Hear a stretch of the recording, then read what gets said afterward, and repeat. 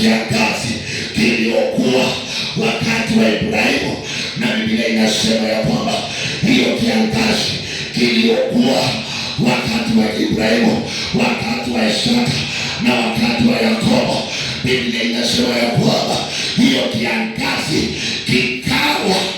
Hii inamaanisha kwamba mapito yale babake Isaka alikuwa amepitia, notice about mapito ambayo Ibrahimu alikuwa amepitia, Yakobo na Isaka akajipata katika hiyo shida. Isaka akajipata katika shida ya ukame, maana wakati wa Ibrahimu kukawa na hiyo kiangazi kama huo wakati, na Biblia inasema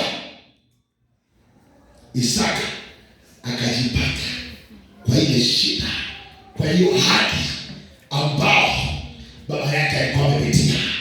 Na wakati kama huo, Biblia inasema ya kwamba Isaka hakufa moyo, Isaka hakuvunjika moyo, alienda katika hiyo eneo, na Mungu akamwambia Isaka, usitoke katika mji wa Gerari, kaa katika Gerari, na katika Gerari nitakubariki. Na Biblia inasema kukawa na jangwa